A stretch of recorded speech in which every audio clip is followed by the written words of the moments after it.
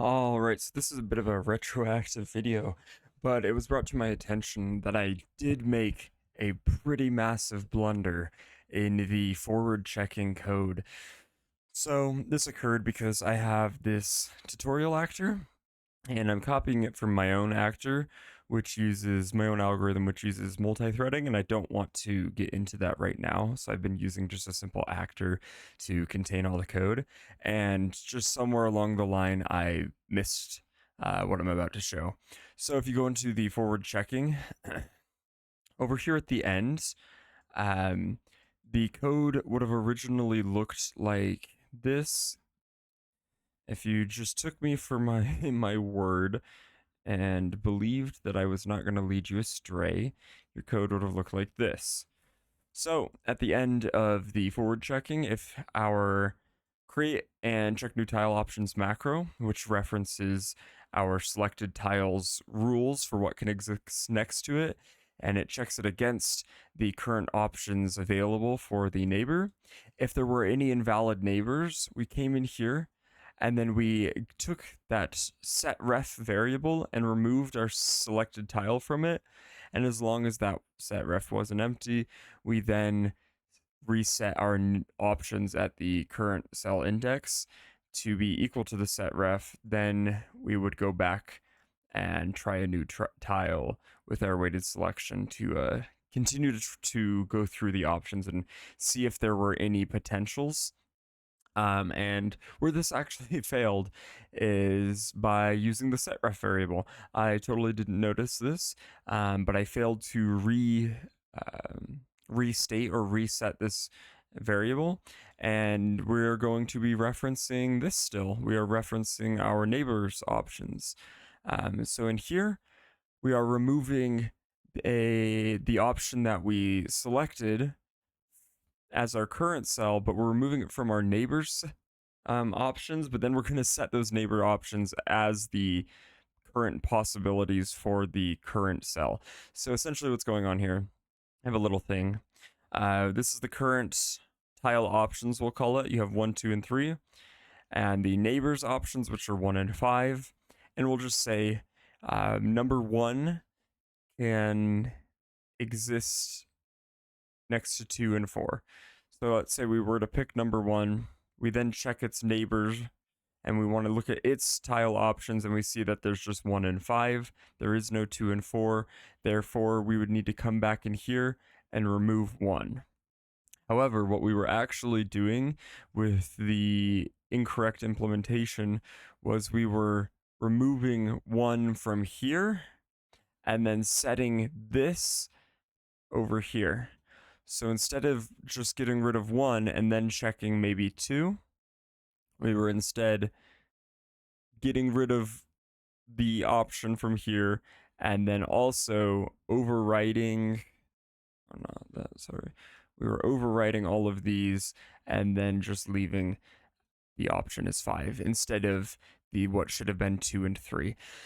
So we don't want that. That is a incredibly huge error. So all we need to do is go ahead. We can reuse the set ref variable. We just need to make sure that it is set equal to our current tile options at the current cell index.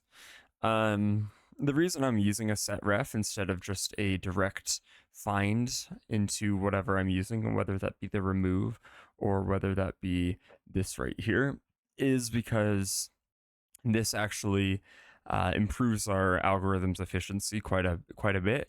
This find node costs a bit of time to be utilized, as Blueprints uses a bit of a virtual machine, and then every specific node it needs to be called, and calling the find node for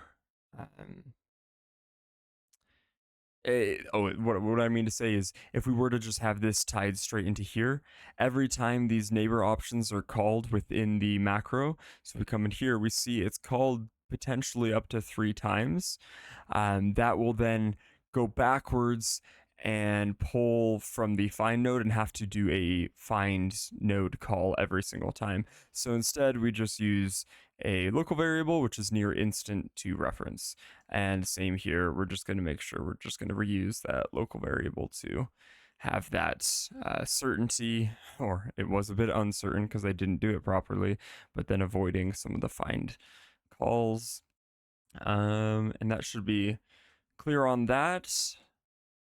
And then the only other thing I would like to change is at the end of, I think, the fourth part, I added this little bit of code to prevent an error wherein we would try to remove from the entropy array the first collapsed tile, which wouldn't exist in there as it was the first. And so I had this little bit of code, and this is kind of janky and I don't like it.